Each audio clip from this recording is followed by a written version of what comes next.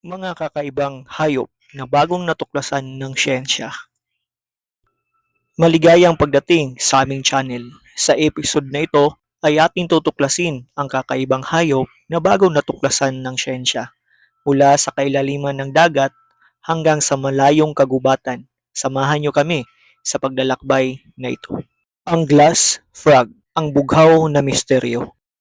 Una sa ating listahan ay ang glass frog. Ang kakaibang hayop na ito ay may transparent na balat sa tiyan na nagpapakita ng kanilang mga internal organs. Ang glass frog ay natuklasan sa kagubatan ng Ecuador at nagbibigay inspirasyon sa mga mananaliksik na pag-aralan ang kanilang natatanging katangian. Ang blue dragon, ang kaakit-akit na sea slug. Susunod ay ang Blue Dragon, isang maliit ngunit napakagandang sea slug na natuklasan sa baybayin ng Australia. Ang kanilang maladragon na anyo at matingkad na kulay, asul na nagmumukhang isang mythical creature. Ngunit mag-ingat, ang Blue Dragon ay may kakayahang mag-imbak ng lason mula sa kanilang mga kinakain na jellyfish. Ang Atrichuana iselti, ang penis snake.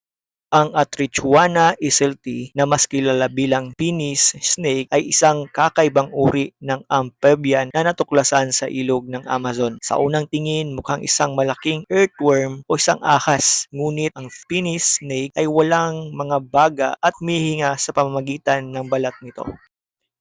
Ang Yeti crab, ang balbon na nilalang ng kailaliman. Mula sa kailaliman ng karagatan, natuklasan ang Yeti crab. Ang kakaibang hayop na ito ay may puting balahibo sa kaniyang mga galamay na parang balbon na anyo ng isang yete. Ang mga balahibo nito ay may bakterya na tumutulong sa kanila upang makuha ang kanilang pagkain mula sa mga hydrothermal vents. Ang saula, ang Asyanong unicorn. Ang saula, na kilala bilang ring Asian unicorn, ay isang napakabihirang mammal na natuklasan sa mga kagubatan ng Vietnam. Ang kanilang malaking sungay at maamong anyo ay nagbigay ng palayaw na unicorn. Ngunit napakakaunting impormasyon ang meron tayo tungkol sa kanila dahil sa kanilang pagiging mailap at bihira.